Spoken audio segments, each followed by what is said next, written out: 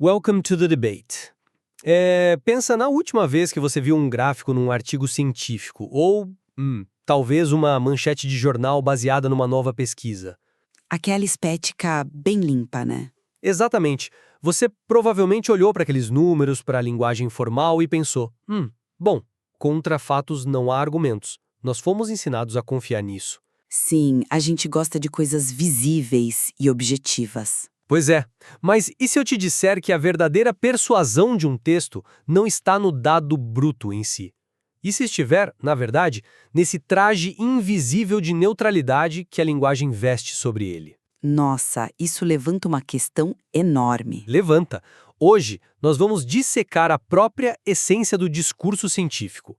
A grande questão é, a validade da ciência é sustentada por uma objetividade real, palpável, ou será que ela se apoia num conjunto de artifícios linguísticos desenhados para mascarar o humano por trás da caneta? É uma premissa fascinante. Porque é exatamente aí que aquele chão de concreto da ciência exata começa a afundar, sabe? Afundar nas águas mais turvas da retórica. A gente costuma achar que a linguagem é só um veículo transparente. Mas a coisa é bem mais profunda. Eu vou argumentar hoje, assumindo aqui uma postura mais questionadora, que essa suposta objetividade não passa de um efeito. Um efeito, como assim? É uma ilusão de ótica muito bem construída. É um artifício retórico sofisticadíssimo, usado justamente para ocultar a visão de mundo que todo autor carrega. A objetividade é uma estratégia de persuasão, não o estado de pureza intelectual. Entendi. Bom, para o nosso debate, eu vou defender a fundação clássica, a visão metodológica, como um bom defensor da academia. Certo, o advogado do método. Isso. A minha perspectiva é que a eliminação da opinião pessoal, o uso metódico de citações e o apoio em dados concretos são a espinha dorsal da ciência. Sem essa estrutura, a gente cai num relativismo perigoso. Eu compreendo perfeitamente essa necessidade de segurança, sabe? É o rigor formal que nos protege do mero achismo diário. Então vamos colocar as cartas na mesa sobre como esse método é construído. A ciência exige o distanciamento do sujeito. Sim, apagar o eu da frase. Exato. Quando você lê um paper científico, você nota que o autor procura neutralizar a própria presença. Ele não escreve, eu acho que a célula reage assim. Ele usa, constata-se, os dados indicam. E olha, isso não é só cosmética linguística. Mas para mim é aí que está a raiz do problema. Mas veja bem, é uma necessidade epistemológica. É a regra do jogo para construirmos um conhecimento válido. A validade se constrói por uma argumentação que não depende de quem está falando. Entendo. Pensa no Alexander Fleming descobrindo a penicilina. Ele observou fungos matando bactérias numa placa de Petri. Esse dado da experiência é o que fundamenta o discurso. Qualquer um poderia verificar aquilo. É uma defesa elegante da metodologia. E tem um apelo psicológico forte nisso. Queremos um porto seguro da verdade. Mas o meu ponto é que esse distanciamento, ele é ilusório. Ilusório por quê? O fungo estava lá? O fungo estava, mas o texto é escrito por alguém. O esforço para neutralizar o enunciador é um artifício. Por trás de todo constata-se, existe um ser humano com vieses, com interesses de financiamento. Claro que existe o humano, mas... Deixa eu só concluir o raciocínio. Os verbos impessoais não existem num vácuo ético. Eles são escolhidos para criar o que chamamos de efeito de sentido de objetividade. Tudo bem, mas qual seria o problema prático de criar esse efeito? Digo, se ele padroniza a comunicação global. O problema, ou a grande sacada, é o motivo pelo qual o autor faz isso. Ele apaga o eu para tornar o texto imune a ataques. Como um escudo. Exatamente. O cientista tenta sugerir que o fato se impõe por si mesmo, como se a própria natureza estivesse ditando o texto. O autor força o leitor a aceitar aquela visão, porque discordar não é mais discordar do autor. Seria discordar da própria realidade. Onde você enxerga um método puro de descoberta, eu vejo uma ferramenta retórica de intimidação. Eu entendo o seu ponto sobre a retórica, mas vamos aprofundar um pouco na mecânica dessa ilusão, porque ela tem uma função muito mais vital do que só blindar o ego de alguém. Tá, me dê um exemplo. Pensa na estrutura de uma afirmação. Se eu digo, a inflação corrói o salário, versus, eu afirmo que a inflação corrói o salário. Estruturalmente, a mensagem é a mesma, né? Sim, o núcleo semântico está ali. Mas o pronome eu, na busca pelo conhecimento, age tipo uma mancha de gordura na lente de um microscópio. Se a lente está suja com a sua impressão digital, você não vê a célula, você só vê a mancha. Então, a impessoalidade seria a flanela que limpa essa lente. Perfeito, é a flanela. Quando você tira o eu, você permite que o leitor veja o fenômeno. É por isso que a gente usa a linguagem denotativa no rigor científico. A linguagem de dicionário. Exato, sem margem para duplas interpretações. Num texto de astronomia, a Lua é estritamente o satélite natural da Terra. Ela não é uma pérola no céu. A gente precisa matar o eu temporariamente para a observação sobreviver. Olha, a metáfora da lente manchada é excelente. É muito boa mesmo. Mas eu não compro a premissa de que a linguagem formal consegue limpar essa mancha. Não limpa. Não, a lente nunca é removida. O eu continua lá, olhando pelo microscópio. O que acontece não é uma limpeza, mas um acordo tácito para o leitor e os cientistas fingirem que a lente está limpa. Mas a padronização... A gente só para de falar sobre o eu. Pensa na crítica literária, por exemplo. O Antônio Cândido, um sociólogo brilhante. Quando ele classifica romancistas, ele usa uma linguagem super formal e culta, cheia de jargões estruturais, Certo. algo totalmente objetivo na roupagem, né? E você enxerga isso como uma opinião disfarçada de ciência. Totalmente. Quando ele pega o Machado de Assis e diz que existem valores raros ali que são uma crítica especializada desvenda, ele não está medindo um fato absoluto da natureza. Ele está validando o gosto estético de um grupo. Entendo. Ele usa a autoridade da norma culta. Isso. Ele esconde a subjetividade num cofre de palavras difíceis para o leitor comum não se sentir qualificado para discordar. É um ponto muito válido. Eu concedo que nas ciências humanas o risco da opinião se vestir de fato é altíssimo, mas a gente não pode jogar o bebê fora com a água do banho. Como assim? Precisamos de mecanismos práticos. Sem a restrição do método, qualquer um olha num caleidoscópio e chama de microscópio. O discurso fica flutuando num relativismo puro. Você está falando de validação externa agora. Isso, o argumento de autoridade, as citações bibliográficas, pensa num ensaio cultural onde o autor cita o Bertrand Russell para explicar a valorização do saber na China. A citação ancora o texto. Entra para dar aquele verniz de respeito. Mas não é só verniz. Quando o pesquisador traz as aspas, o ano, a página, ele está dizendo: eu não tirei essa ideia do nada, estou construindo sobre fundações testadas. A citação elimina o achismo do amador. É um filtro essencial. Eu concordo que é um filtro. O problema é esquecermos quem controla esse filtro e como ele é armado na academia. Bom, são os pares revisando. Mas veja como as disputas reais ocorrem. Qual é a arma número 1 para desqualificar um artigo numa defesa de tese? Não é ir para o laboratório refazer o experimento de química. É o choque de autoridades. Você diz usar uma citação contra outra. Exato.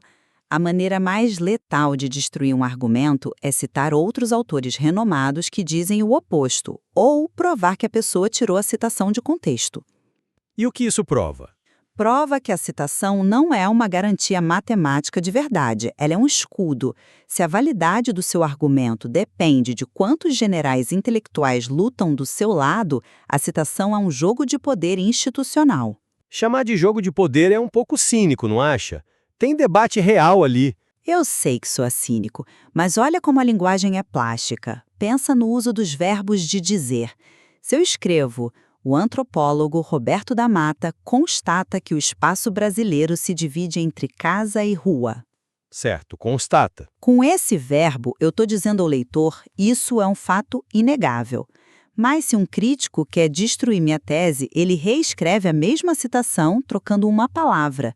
Roberto da Mata supõe que o espaço se divide. Nossa, é uma alteração sutil mesmo. E o impacto é drástico. Acabou a verdade universal.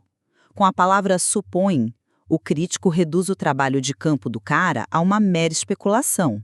A objetividade é um construto de linguagem. Olha, eu admito que a retórica e a semântica são poderosas. Os verbos direcionam a interpretação, isso é inegável. Mas perceba que a gente está focando muito nas ciências humanas, em batalhas verbais. Você quer ir para as exatas. Sim. E quanto ao mundo bruto? A ciência não se resume a brigar sobre o verbo supor e constatar? Existem fundações imunes a essa maleabilidade linguística? Eu falo dos dados concretos, das estatísticas frias. Você está puxando a âncora dos números para tentar fixar o debate. Claro, porque aí o relativismo cai por terra. Imagina um relatório da Unicef, lá de 1987. Dizer que a saúde no Brasil é péssima é subjetivo. Colocar foto de criança chorando é golpe baixo. Apelo à emoção. Exato, mas se o autor exibe um gráfico de mortalidade infantil, Etiópia com 261 óbitos por 1.000 e o Brasil com 87, o Japão com 8. Você pode debater o Antônio Cândido, mas não pode debater o 87 contra o 8. O número é absoluto, concordo. A matemática neutraliza as paixões. O gráfico tira o leitor do campo ideológico e o joga na realidade material. Nenhuma troca de verbo anula o fato de que 87 crianças morriam. O número é a objetividade encarnada. Faz muito sentido. E eu concordo 100% com a premissa de que o número 87 é um dado material. Ele é um tijolo da realidade aferido por método estatístico. Então, ponto para a ciência. Calma aí. Onde eu discordo frontalmente de você é na ideia de que a inserção desse número num texto o torna imune à subjetividade. O número é só um tijolo, é reto e real, mas a casa que você constrói com ele pode ser completamente torta e ideológica. Mas como uma taxa exata vira ideologia? O tijolo é real. Porque um número impresso na página não interpreta a si mesmo. Nunca. Ele exige um humano para ligar os pontos. E aí entra a falácia lógica, que é a armadilha mais perigosa. Me dá um exemplo prático disso. O clássico debate sobre controle demográfico. Imagina que um autor afirma: o controle demográfico rigoroso é a solução urgente para o crescimento dos países subdesenvolvidos. E para provar isso de forma supostamente neutra, ele usa os seus tijolos. Ele usa dados reais. Isso. Ele joga planilhas mostrando que países altamente desenvolvidos têm taxas de natalidade muito baixas. Os dados estão corretíssimos. Ele estabelece uma premissa em dados verificáveis. Exato. Mas olha a armadilha retórica. O autor usa estatísticas verdadeiras para forçar uma relação de causa e efeito fraudulenta. Ele induz o leitor a concluir que o baixo número de filhos causou a riqueza do país. Entendi. E a estatística brilha na página e cega o leitor. Perfeito. A lógica que costura os dados, que tem um viés político imenso, passa batida. Porque hoje a gente sabe que é o inverso, né? É o desenvolvimento econômico prévio que reduz a natalidade, não o contrário. Você está fazendo uma separação cirúrgica entre a precisão do dado e a integridade do argumento em si. Precisamente. No milissegundo que o pesquisador insere o gráfico real no texto, ele cria o tal efeito de objetividade sobre a conclusão falsa. Nós fomos condicionados a abaixar a guarda quando vemos matemática. A gente pensa, os números não mentem. Os números não mentem, mas os humanos que organizam os números mentem o tempo todo. É uma observação muito bem fundamentada. Mas, para voltar a defender a validade da ciência como instituição, eu te digo, essa sua crítica é o exato motivo pelo qual o rigor do método existe. Como assim? Para criar a ilusão? Não, para corrigir o erro. A ciência não é mágica, ela é autocorreção. Quando o autor publica esse equívoco lógico misturando causa e efeito, o que o sistema faz?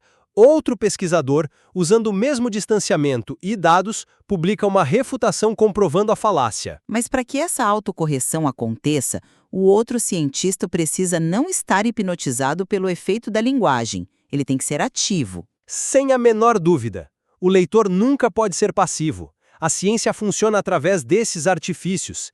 Exigir dados concretos, mesmo sabendo que a interpretação é um campo de batalha, reduz muito o escopo do delírio. Limita os danos. Exatamente. A gente sabe das falhas humanas, mas a morte do eu gramatical e a auditoria matemática continuam sendo a fortaleza mais funcional contra a desinformação e a tirania do eu acho. A persuasão precisa estar ancorada em fatos medíveis. Olha, é uma defesa muito pragmática, e eu não sou avessa a essa utilidade. Seria o caos coordenar conhecimento global com opiniões isoladas. Nós precisamos dessa língua franca da academia. Fico aliviado que concordemos nisso. Mas o meu argumento permanece. Nosso erro mais grave é esquecer que toda linguagem é intencional.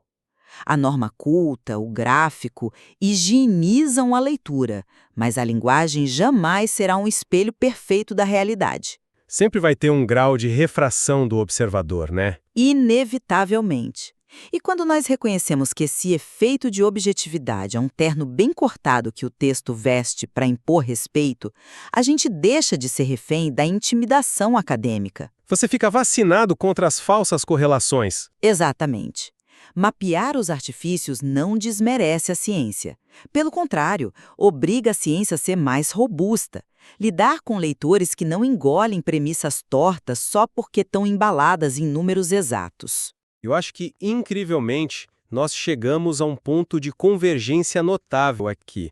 A estrutura formal da ciência não é um altar sagrado, ela é uma arena. Uma arena aberta. Isso, com regras estritas onde as ideias precisam lutar pela sobrevivência, não só nos números, mas na lógica que costura tudo. Uma arena onde cada afirmação, mesmo cheia de verbos imponentes e citações de Nobel, ainda precisa suar a camisa para justificar a relação entre os tijolos. Perfeitamente colocado. E voltando para a lente do microscópio, talvez o amadurecimento científico não seja esfregar a lente até ficar invisível. O rigor real é aceitar que somos humanos e calibrar o foco coletivamente, apontando as manchas uns dos outros. Exato. Não aceitar o constata-se passivamente, mas procurar ativamente quem está puxando as alavancas por trás do verbo. Muito bem. E com isso, nós deixamos um convite prático para você que nos acompanhou até aqui. Na próxima vez que você abrir um paper ou vir um gráfico imponente cheio de citações majestosas, pare e se pergunte: para onde essa roupagem de objetividade quer me guiar? A ciência nos dá respostas, mas é a sua visão crítica que valida as perguntas. Fica a reflexão. Obrigado por estarem com a gente e até o próximo embate.